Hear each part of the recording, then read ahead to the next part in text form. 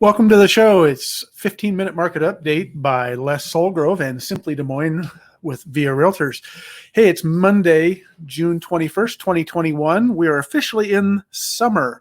My voice is a little raspy. I've got one of those summer colds just in time. So bear with me this week. We're going to go pretty quick.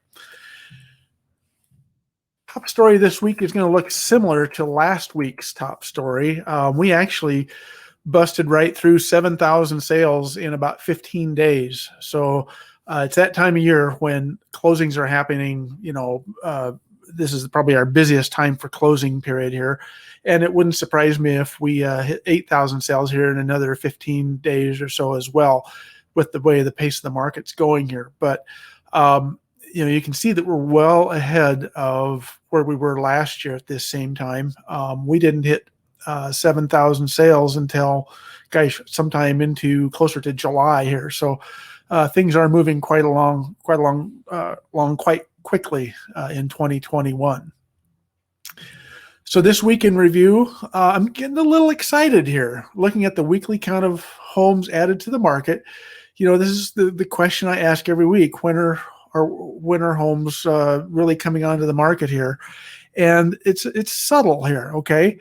But look at this. We've had, since the end of May, we've had an increase the first week of June, another increase the second week, and another increase this third week. We had 327 homes come on the market this week, and that is by far the second busiest week in this 13-week period.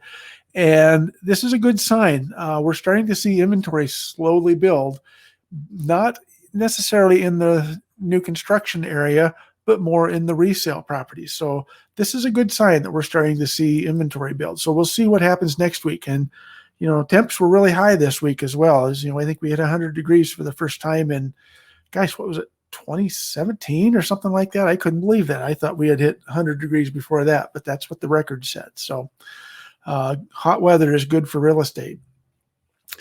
The only thing really that's worth pointing out here on this particular graphic here is our open house traffic. Likely due to the fact that we have such low inventory, but our open house traffic is way down compared to a year ago.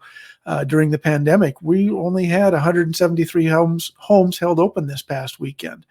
And 109 of those were new construction. So again, the inventory levels are playing heck with some of our normal activities, but we are seeing quite a few less open houses than we normally see in this time of year. So the spotlight this week, we're going to talk a little bit about showing activity and home pricing, and a little bit about days on market too, just to kind of give you an idea. But this first slide we're going to look at here, this is a graphic that I show you on occasion, and I haven't pulled this one out for quite a while. This is Showing Time's report of showing activity, and it's a little hard to read, but basically this was created by Showing Time that shows us at the beginning of the year where the showings are up or down throughout the year. And this dark line that you see here with this spike, then it drops off, this was 2020, and that is where we saw COVID kind of hit our market. So last year in early March, we had COVID come into play, and the market just kind of fell asleep here for about 2 or 3 weeks is all. And then activity came right back up. The lighter gray line is 2019. So that gives us more of a baseline of what would be considered, and I'm doing air quotes, you can't see me, are normal.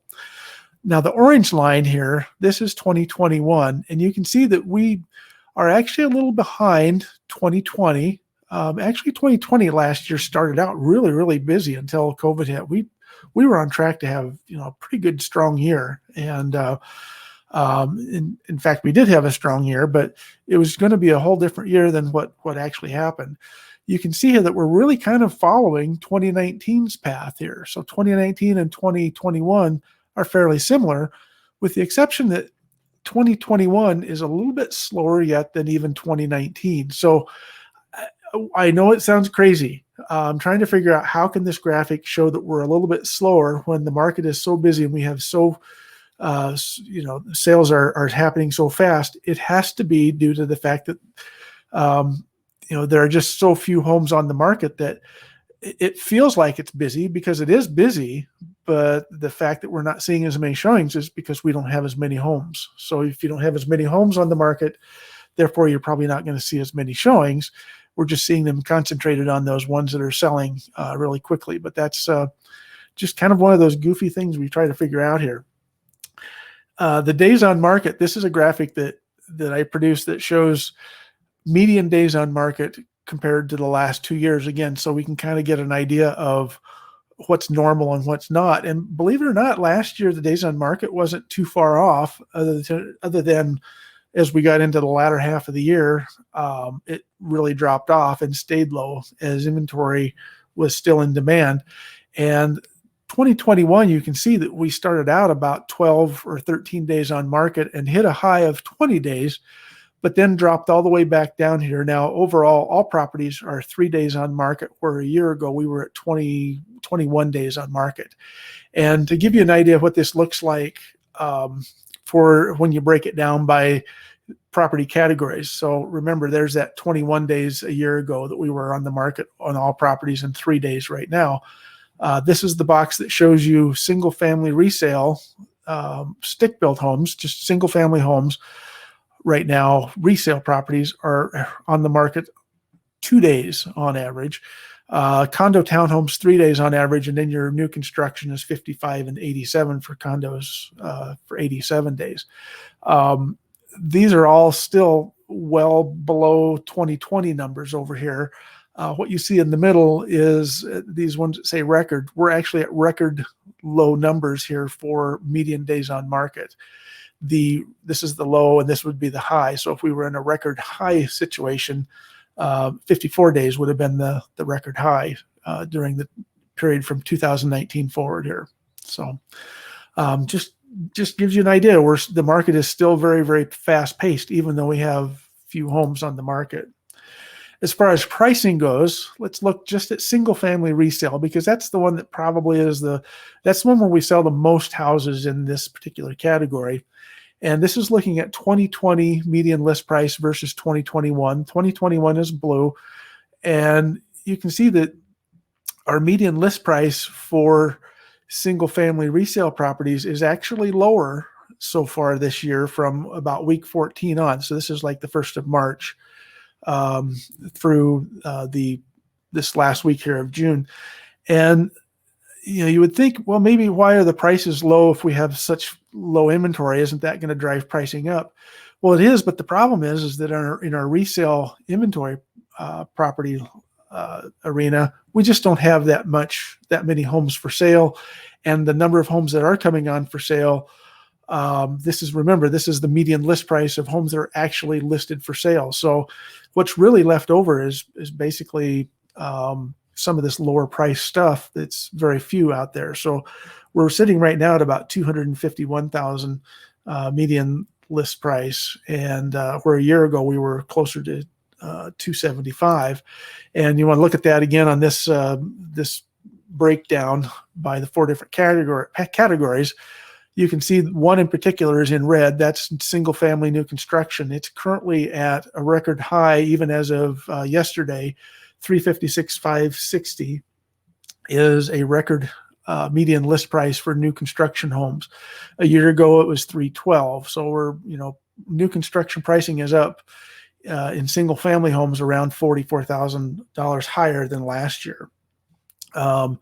The overall properties, and this is where you're seeing that overall properties is basically higher due to the new construction, because you can see that the single family resale and condo townhome resale are both down in list price. Again, this is just list price. So let's take a look at median sale prices, and this is where it kind of flips over.